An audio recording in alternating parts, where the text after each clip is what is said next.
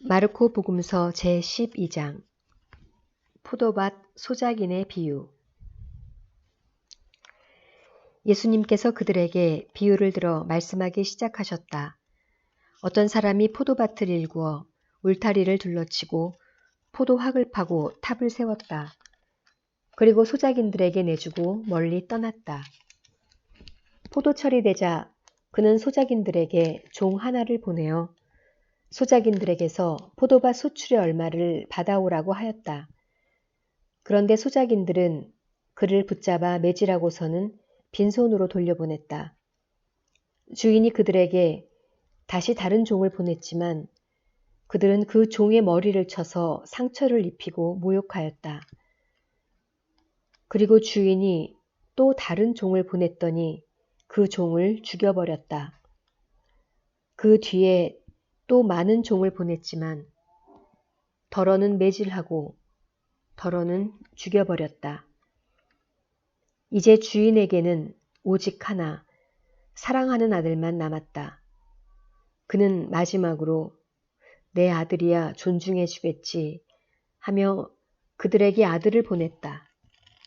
그러나 소작인들은 저자가 상속자다. 자, 저자를 죽여버리자. 그러면 이 상속재산이 모두 우리 차지가 될 것이다. 하고 저희끼리 말하면서 그를 붙잡아 죽이고는 포도밭 밖으로 던져버렸다.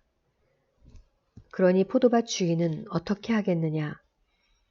그는 돌아와서 그 소작인들을 없애버리고 포도밭을 다른 이들에게 줄 것이다. 너희는 이 성경 말씀을 읽어본 적이 없느냐?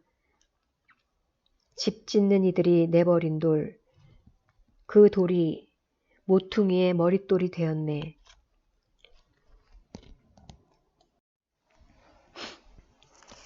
이는 주님께서 이루신 일, 우리 눈에 놀랍기만 하네.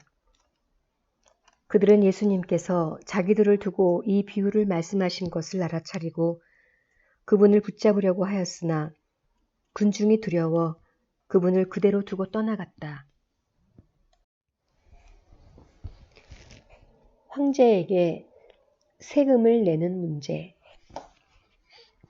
그 뒤에 그들은 예수님께 말로 올무를 씌우려고 바리사이들과 헤롯의 당원 몇 사람을 보냈다. 그들이 와서 예수님께 말하였다. 스승님, 저희는 스승님께서 진실하시고 아무도 꺼리지 않으시는 분이라는 것을 압니다. 과연 스승님은 사람을 그 신분에 따라 판단하지 않으시고 하느님의 길을 참되게 가르치십니다.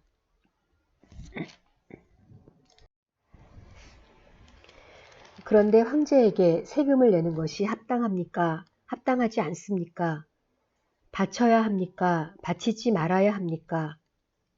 예수님께서는 그들의 위선을 아시고 그들에게 말씀하셨다. 너희는 어찌하여 나를 시험하느냐? 데나리온 한 잎을 가져다 보여다오. 그들이 그것을 가져오자 예수님께서 이 초상과 글자가 누구의 것이냐 하고 물으셨다. 그들이 황제의 것입니다 하고 대답하였다. 이에 예수님께서 그들에게 이르셨다. 황제의 것은 황제에게 돌려주고 하느님의 것은 하느님께 돌려드려라. 그들은 예수님께 매우 감탄하였다.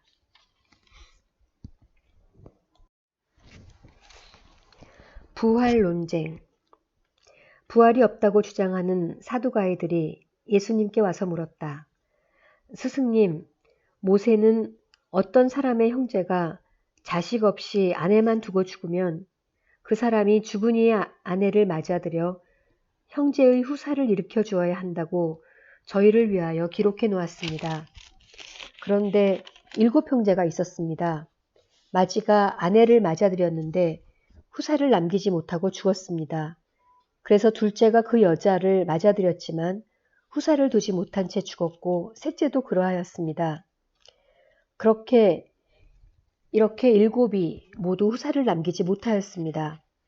맨 마지막으로 그 부인도 죽었습니다. 그러면 그들이 다시 살아나는 부활 때에 그 여자는 그들 가운데 누구의 아내가 되겠습니까? 일곱이 다 그 여자를 아내로 맞아들였으니 말입니다. 예수님께서 그들에게 이르셨다. 너희가 성경도 모르고 하느님의 능력도 모르니까 그렇게 잘못 생각하는 것이 아니냐. 사람들이 죽은 이들 가운데에서 다시 살아날 때에는 장가드는 일도 시집가는 일도 없이 하늘에 있는 천사들과 같아진다. 그리고 죽은 이들이 되살아난다는 사실에 관해서는 모세의 책에 있는 떨기나무 대목에서 하느님께서 모세에게 어떻게 말씀하셨는지 읽어보지 않았느냐. 나는 아브라함의 하느님, 이사학의 하느님, 야곱의 하느님이다 하고 말씀하셨다. 그분께서는 죽은 이들의 하느님이 아니라 산 이들의 하느님이시다. 너희는 크게 잘못 생각하는 것이다. 가장 큰 계명.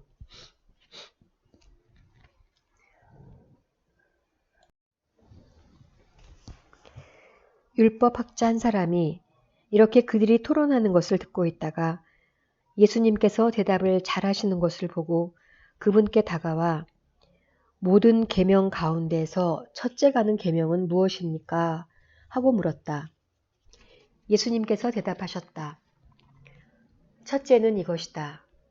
이스라엘아 들어라. 주 우리 하느님은 한 분이신 주님이시다. 그러므로 너는 마음을 다하고 목숨을 다하고 정신을 다하고 힘을 다하여 주 너희 하느님을 사랑해야 한다. 둘째는 이것이다. 너의 이웃을 너 자신처럼 사랑해야 한다.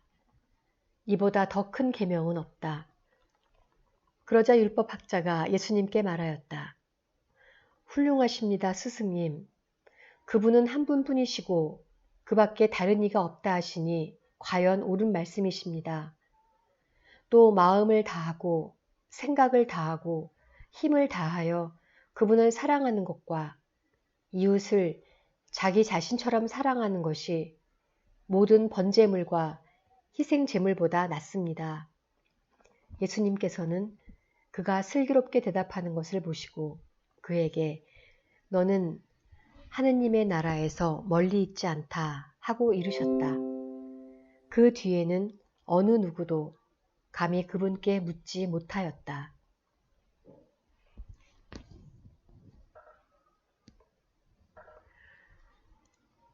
다윗의 자손이시며 주님이신 예수 그리스도. 예수님께서는 성전에서 가르치시며 말씀하셨다.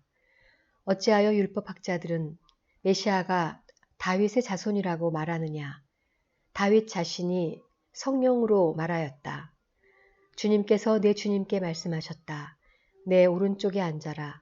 내가 너의 원수들을 너의 발 아래에 잡아놓을 때까지. 이렇듯 다윗 스스로 메시아를 주님이라고 말하는데 어떻게 메시아가 다윗의 자손이 되느냐. 많은 군중이 예수님의 말씀을 기쁘게 들었다. 율법학자들을 조심하여라. 예수님께서는 가르치시면서 이렇게 이르셨다. 율법학자들을 조심하여라. 그들은 긴 겉옷을 입고 나다니며 장터에서 인사받기를 즐기고 회당에서는 높은 자리를, 잔치 때에는 윗자리를 즐긴다. 그들은 과부들의 가산을 등쳐먹으면서 남에게 보이려고 기도는 길게 한다. 이러한 자들은 더 엄중히 단죄를 받을 것이다. 가난한 과부의 헌금. 예수님께서 헌금함 맞은쪽에 앉으시어 사람들이 헌금함에 돈을 넣는 모습을 보고 계셨다. 많은 부자들이 큰 돈을 넣었다. 그런데 가난한 과부 한 사람이 와서 넵톤 2잎을 넣었다. 그것은 꽈드란스 한 잎인 셈이다.